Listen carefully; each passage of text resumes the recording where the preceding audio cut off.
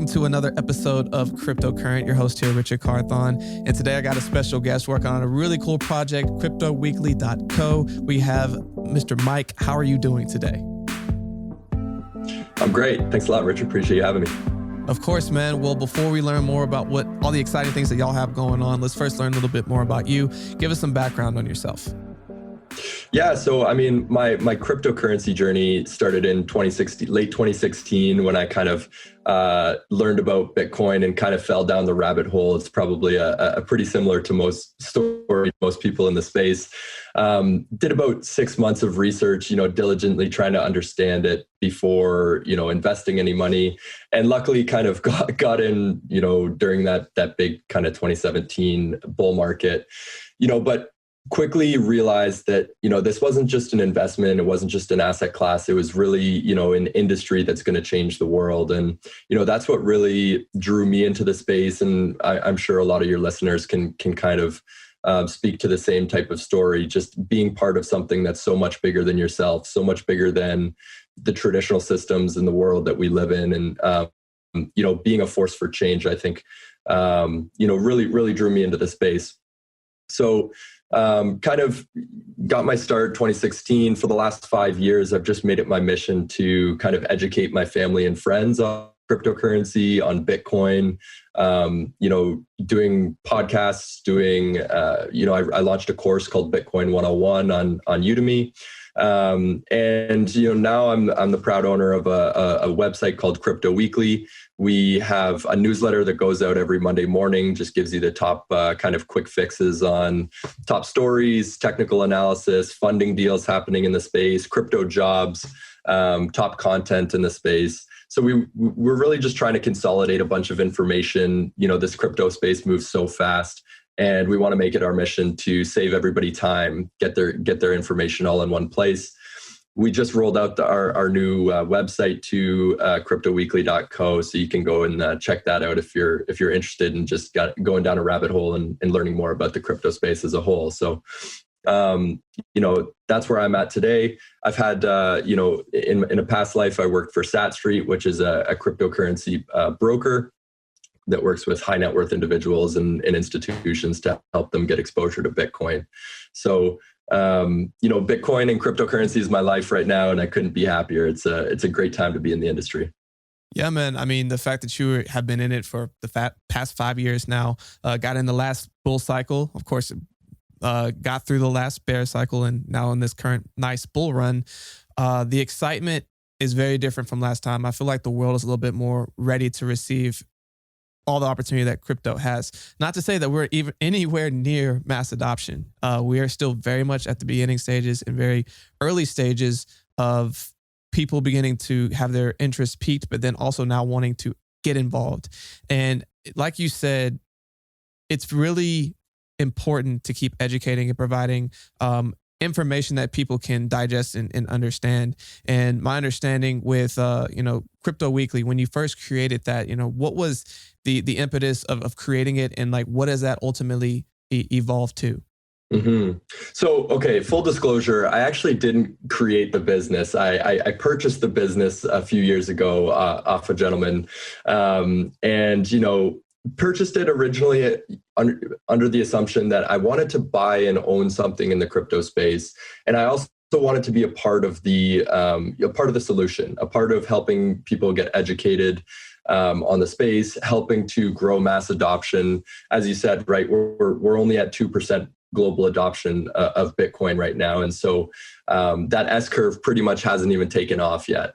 So for everybody that thinks they missed the boat, history is littered with graveyards of people that have said, oh, I missed the boat at 100. I missed the boat at 1,000. I missed the boat at 5,000, 10,000, right. 20, 30, 40. And so, what's interesting to note is that this is a step change in technology. It's a revolution in the way that we organize society and the way that we organize and share value. And so, for a step change in technology like that, there really isn't a limit to how far it can go. Just in the same way that we didn't know what the internet was when we first created it. And still to this day, we don't know the extent of what can be done on the internet. The same thing is happening in blockchain. And, Raoul Pal always uses the analogy that, blockchain is eating the world in the same way that software ate the world, in the same way that internet and mobile phones ate the world. Blockchain is eating the world as well. And so I wanted to be a part of the solution. And I wanted to build something that helped people get educated, and also just helped refine my own understanding of the space. It's great. It's great going through all my, the funding deals on CryptoWeekly, researching all the companies that they're, who's funding them, who's getting funded, and also just going through our crypto feed. We've got a curated content feed of some of the top voices in crypto, and that's just a great way to stay in touch with who the influencers are in the space, who's making the decisions, and who's making the products. So selfishly, it's great for me to stay on top of what's happening in the space, but also more philanthropically, it's a way to give back and help the general public get more educated on a space that I think is extremely important for the future of our civilization. It's extremely important, man. Like knowledge is power, but then the empowerment to then have that information that you can go and act on is I think even more of a driving force. What I think is really cool, and I want to spend some time on just for a second, is like you said, some of that funding section of the website. So the fact that you go and do this analysis, you go and pick out all this other information. One of the questions that regularly comes up is, well, when you invest in cryptocurrency, what do you look for? What are the different variables of it?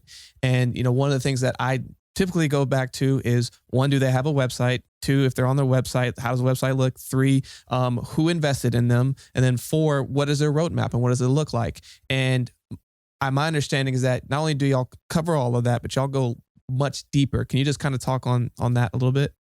Yeah, sure. And I think you hit off some great points in terms of investing in any asset, and not financial advice by any means, but right. Those are all the things that I look for as well. I would also add to that list, understanding the background of the founders and how much time and equity they've actually put into this. If it's a fly-by-night project and it's spun up in a week or so, chances are they're not building for the long term. But if you look at projects where their founders have lived and breathed this product or this industry for the last 30 years, and they're finally coming to age with a great product on top of the blockchain that maybe is an industry, maybe they're revolutionizing an industry that they've been in prior, but bringing it onto the blockchain, and they have a right to succeed in that industry, I think is big. So, we look at the investors, we look at who's funding, how much they're getting funded for. Another big thing to look for is the community, right? Yes. It's interesting because some of these projects, they can't be valued on a cash flow basis, because what is cash flow when they use their own currency? And the metrics aren't as easily adapted as they are in investing in traditional stocks. So Metcalfe's law is a great way to value companies in the cryptocurrency space. How big is their ecosystem? How big is their network? And how fast is that network growing? Because just in the same way that you value telecom companies or large tech companies, you look at their network, right? And with every new person you add to that network, the value of the network grows exponentially, because that's one extra node that can be a recipient and a sender of transactions. That's one more person that you communicate within a network. That's one more person that you can share and send value and content with. So, looking at using Metcalfe's law to value these type of companies, I think is very important as well. And then, just also looking at the industries they're in. Some industries are ripe for change when it comes to, technology. I would look at the insurance industry as one, that, anything that can be offloaded, that human capital can be offloaded to a smart contract, is probably a pretty good bet that it's going to be eaten by some type of blockchain company in the future. So those are some of the things. I mean, you hit a lot of good points right off the hop, but those are some of the things we look for, and we try and do a good job of just covering all the companies that are getting funding deals in the space, and covering off who's funding them and how much they're getting, and what stage of funding they're in. Yeah, man, and you brought up a lot of additional great points. So thank you so much for that. And I think the challenge of it right now is we're seeing so much money flood into this market. It's like people aren't being short of having money thrown at them and people hoping for the best. In 2017 to 2018, in that last bull cycle, I think, it was roughly right around like a couple of hundred of coins. And then all of a sudden it shot up to over 1,000. And now you look now and we're at over 9,000 coins in the last 3 years. It's insane. Like the growth in this. And the thing that I always go back to is like, ultimately, a lot of these cryptocurrencies are essentially are blockchain startups. And a lot of them, if you look at that as in the startup world, 90% of all these are going to fail. But not to say from a timing standpoint, some of these could do incredibly from a investment standpoint, but as a long term, where I'm going the next 5-10 years, will they necessarily survive? 90% of them most likely aren't. But the 10% that you can find that do, man, we are talking generational wealth type of opportunity here, man. And that's what excites me. And I think people are starting to see it. They don't fully see it just yet, but like they're starting to understand that. Yeah, I think you're bang on the head with that. And I think, going one step further, as we all know, Bitcoin is really the gateway drug to get people into the cryptocurrency space. And if you look at the mainstream, 95% of conversation is about Bitcoin. And that's just the tip of the iceberg. As you said, we've got 9,000 plus companies now building in the crypto space. And, a common misnomer for people that are just getting into the space is, well, how are these coins going to beat out Bitcoin? Like, isn't it already so much bigger than these small cap coins? And I guess the one analogy to look at that is you wouldn't say that every internet company is the same just because they're built on the internet. Right. They're building on a blockchain, but a blockchain can do many different things, and it can be valuable in many different ways. So look at these as you said, as startups. Understand what they're doing as startups, and if they have a right to succeed, funding and a community, the chances are that they're in the right place at the right time. To give you to put it simply, and they're in an industry that's burgeoning and growing faster than we can keep track of. So, there's a lot of interesting projects. I wouldn't tell people. I'm by no means a Bitcoin maximalist, but I do think there's a lot of good projects that are building for the long term, and if you can sniff those ones out, you're totally right. There's some generational wealth hidden on the other side. No doubt, man. And the other way a lot of people like to make the tie from the internet when it first came out to crypto. And one of the analogies I like to always go with is that when AOL was a super huge company that for everyone for a long time thought was going to be the poster child that was making it, right? And no one knows right now if Bitcoin is AOL or if it's going to be Apple or Microsoft. Like, it's too early. Like, we're not even I don't think we're necessarily at the dial-up internet yet. I think we're away from the like gigantic computer that's in like this giant room to like getting to that first personal computer from adoption standpoint. Like, I think that's where we're starting to get to, but like, it's still not even connected to the internet. We are so early in this game. And, kind of on that tip, man, like, because there's so much knowledge, it's like drinking through a fire hose. What have you found to be some really good ways to try to condense it down? So again, I know that you brought up your newsletter. You have all these different tabs on your website. Can you kind of just go through the different ways that people can come in and learn? You even have a course. Can you kind of speak to all of those? Sure. I mean, for people that are just getting started and just want to understand what Bitcoin and blockchain are, as you said, I've got a course called Bitcoin 101. You can find it on CryptoWeekly.co. It's on a tab at the top. That just goes through what Bitcoin is fundamentally, I call them the unstoppable 8, these 8 characteristics of Bitcoin that make it different than anything we've ever seen. And putting all those characteristics together almost make it this unstoppable force.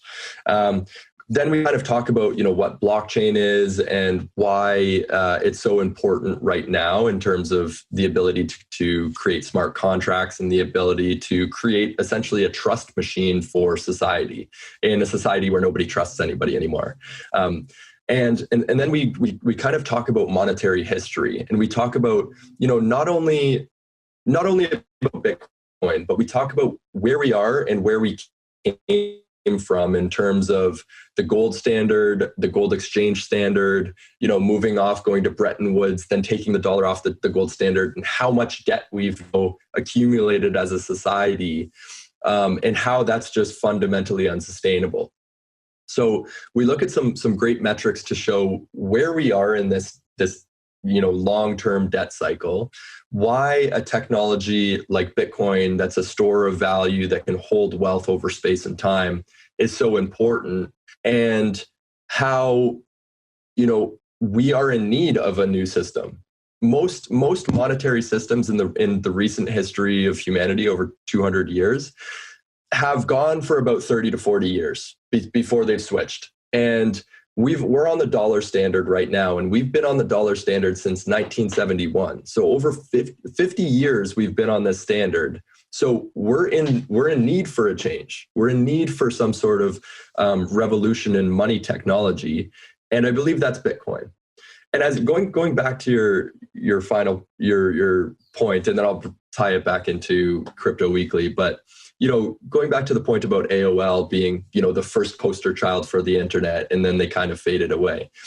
I don't know if that's going to happen with Bitcoin, because I think there's so much community and so much need for a protocol that is just unchanging, and a monetary system that's finite and unchanging, that I think Bitcoin might act as the layer one money of the internet.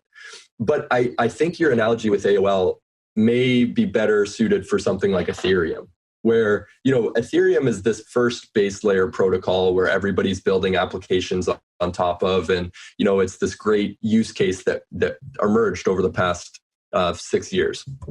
But there are other protocols that are now nipping at its heels.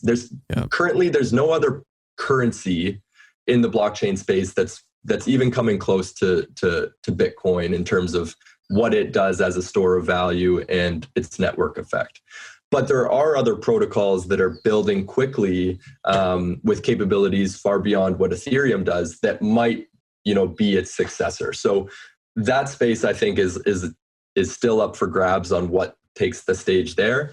But I do think Bitcoin is here to stay, and I do think that might act as the monetary base layer of the future. Yeah, real quick on that. I would agree with that, in that I think that Bitcoin is digital gold, and I think it's not going anywhere. So I also am going to just co-sign that. I personally don't think anything's coming to take Bitcoin's place as a store of value, and AKA digital gold. Like, I'm just going to keep that there. But the next piece, and I like how you alluded to Ethereum. So when I first got into the space, Ethereum's spoke to me actually more than Bitcoin did, just because I saw what it was trying to do. It was a platform. It's trying to build and have things built on top of it. And if you look at its current success right now, because you have so many different projects being built on top of it, so that even when potentially Bitcoin's going down or the rest of the market's going down, if people are still building on ETH and you need gas to do all these other transactions, it's going to keep thriving, which is exactly what it's continuing to do. But then you have some of these other platforms like Adot, like Cardano, Tezos, like all these Cosmos that are trying to build these platforms. It's still so early in where we're headed with this. Again, look at the next decade. Look how much further along this technology will be a decade from now. The idea for me is, which one of these are at least going to just still be around? I just want to be around those. Like, not necessarily saying they've dominated, but they're just still relevant. And you find enough of those, and man, I think you're gonna have a lot of fun. Yeah, absolutely. And I think there's those are a dime a dozen these days, and there are some great projects, as we alluded to, that are building for the future, that are building for the long haul. And that's really, in any kind of fundamental analysis, that's what you want to look for, is those guys that are here to stay, and building a community, an unstoppable force, right? So I'll co-sign everything you just said too. Yeah, I appreciate it, man. And going on that, most people that are coming in, they are coming in because of different buzzwords. So we have DeFi. We also have these pools that you can get into. People who are coming in learning about, you can get APY, but the big buzzword right now is NFTs. And I think you said that you potentially have a secret project going on. Do you want to reveal a little bit about that? Yeah. We could talk a little bit about that. So, Part of Crypto Weekly is we have a section on our website, industry awards, and in this section we have a few different awards right now. The list continues to grow. One of the awards that we started with is the top 100 most influential people in crypto. And so what we thought would be cool is to build not only NFTs for each of those people, kind of think about them like magic cards, but for people in the real life, but also a gameplay environment that works with that. And going on this topic of education and educating, the broader community about the cryptocurrency ecosystem, our gameplay environment for these NFTs actually mirrors what's happening in the real world. So the objective of the game is to get to 100% global adoption. Now, how do you do that? You play these different cards, represented by the 100 different people in crypto, and each person is kind of gamified and turned into a bit of a superhero through the game design. But each person has a list of resources that are unique to them. And what are the resources in the game? So think about it like real life. What are the resources that you need to get to global adoption? You need coin, right? You need money. You need regulation on your side. So you need to have regulatory. You need education from the community, and you also need development. So you have four resources within the game, and you use those resources to pay for global adoption. And the objective at the end of the game is to get to 100% global adoption. So I won't give away all the rules, but there are some other tips and tricks that you'll find down the road. We're in our final stages of development of the actual NFT game. We've completed the game design. We're working on the design of each card right now. So those should launch, I'm going to say, in June. But it's a very exciting time because, on top of the launch of the new website, we're now kind of bringing this educational ecosystem into the into the NFT space. And on each card, we actually have a little synopsis paragraph of who the person is, what they've done, why they deserve to be on the Crypto 100, and why they have a card in our Crypto Revolution game. Man, that's really cool. It's a great way to get people involved, gamify it, and have a reason to want to go and use these various NFTs. So please keep us posted on when this launches. I think that'd be something really cool to participate in. And I think something else that'd be cool is for aspiring people that want to get on there to have a way to then get their own NFT of them so they could go and do that. So there's a lot of cool ways that you can gamify and get those going. So definitely going to keep that on my radar, and everyone listening, you should too. But as we kind of get to the close of this interview, one of the things I always like to ask is two final fun questions. And the first one I'm going to pose to you is, if you could go back and take all the knowledge that you have right now and impart 2 or 3 pieces of wisdom to yourself when you first got started back in 2016, what would you tell yourself? Buy Bitcoin. No, you know what? I think with any growth and development process, you need to make some mistakes, and those mistakes are how you learn, right? So Going back to my personal process, I don't know how much I would actually change, because those mistakes that I made, those coins that you lost, or the bad trades that you made, those are all learning pieces. That's all learning material, and that helps you succeed in the future. So I wouldn't be the trader I am today. I wouldn't be the entrepreneur I am today if I hadn't made those decisions. I don't think I'd change anything. But okay, if you could use the knowledge if you were just getting started and had advice, what would you give yourself about that? Apologies. One thing I'd say is, don't get caught up in the hype. There's a lot of YouTubers that will shill you coins to pump their own bags, essentially, because they get in early, they pump it to their communities, the price goes up, and they sell, and they dump the bag on everybody. So never quote unquote ape into a coin. Never dive into something before you fully understand it. Read white papers, do your own research, understand the team and the protocol on which these companies are built. And if you fully believe in something, invest in it. And I think the best way to continue and further your education on a certain project or in a certain space is to put a little skin in the game.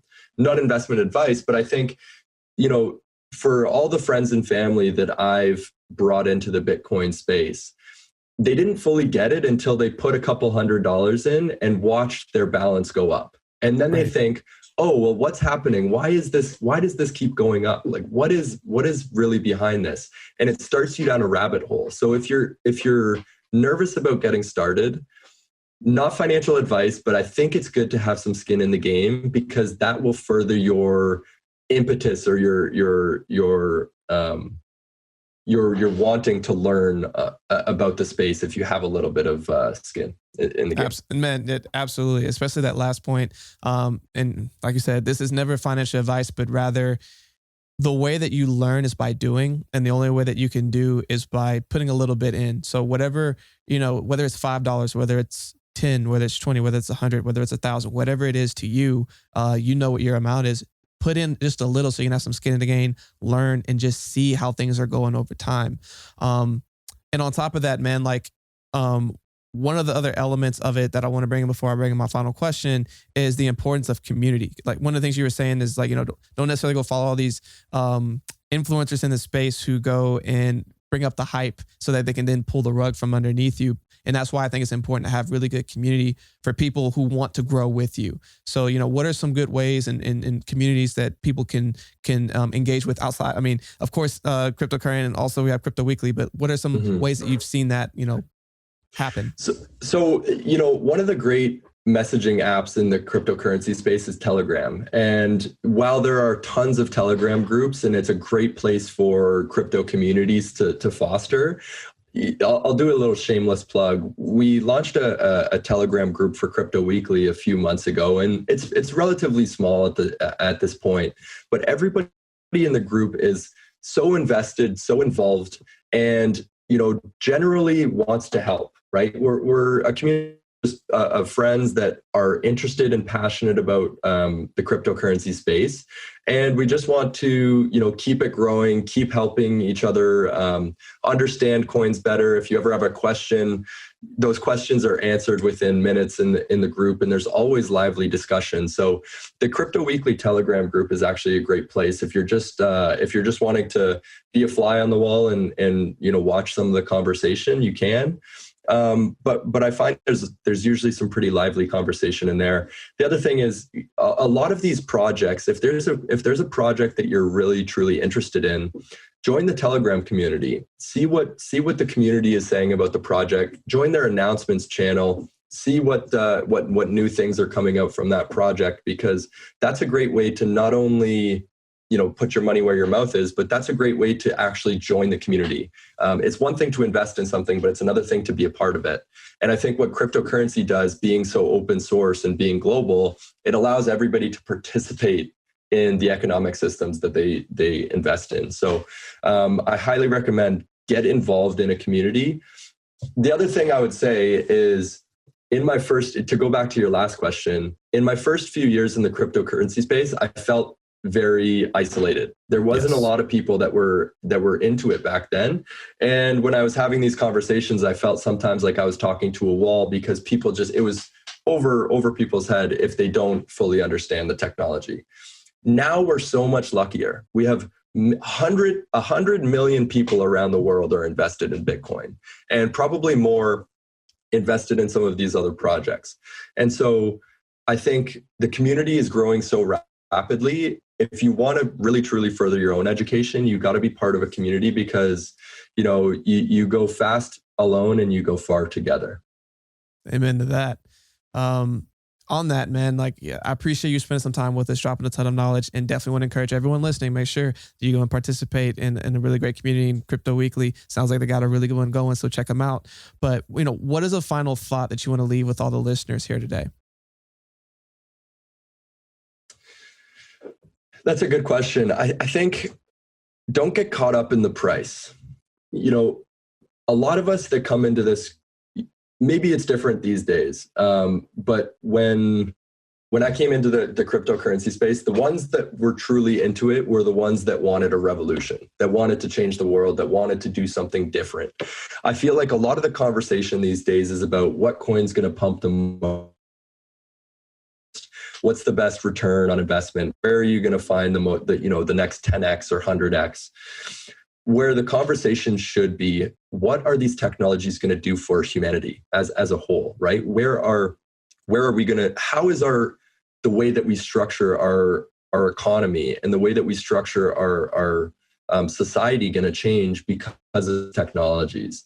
And really, I think also having an understanding of those basic economic principles is what helps you weather the storm a lot of times, right? Crypto is very volatile still, and it goes through big ups, big downs. And if you're investing just because you hear that something's going to 10x and it drops 20 or 30%, that's a quick way to lose a lot of money. So if you fully understand what you're investing in and you truly believe in the thesis, you believe in the team and you believe in the community, that will give you diamond hands. That will give you stronger hands to actually make return on your investments as opposed to getting scared and selling your positions when you're at a loss. So I think it's important, one, to do your research, educate yourself, and also stop looking so much at the price. That's also another way to go crazy is by opening up Binance 10 times a day, checking your trades and seeing how you can lose money next. Take a step back, breathe, understand that it's a long-term play, and just enjoy the ride. I think that's a great final piece of advice. It's very easy, especially once you do start getting some of these crypto projects, to want to consistently check the price over and over again. You can drive yourself insane. Take it from me and Michael. That is not the best way to go about it. But thank you so much for all the knowledge you've been able to drop. What are ways that people can connect with you and also keep learning more about Crypto Weekly? Yeah, so if you want to contact me directly, my email is mike@cryptoweekly.co. You can also join our Telegram group at CryptoWeekly Official, t.me/CryptoWeekly Official. Check out our website. We update it every day. We've got new content flowing into the crypto feed every day, new funding deals. If you're interested in just getting started, you can find my course on Udemy. It's Bitcoin 101. Or you can find it on Crypto Weekly. And yeah, my LinkedIn is Mike Grantis. So feel free to reach out anyway. I'm usually pretty responsive and love to just start a conversation. For sure. And we'll make sure to add those all in the show notes. But again, Mike, we really appreciate your time today. And for everyone listening, stay cryptocurrent.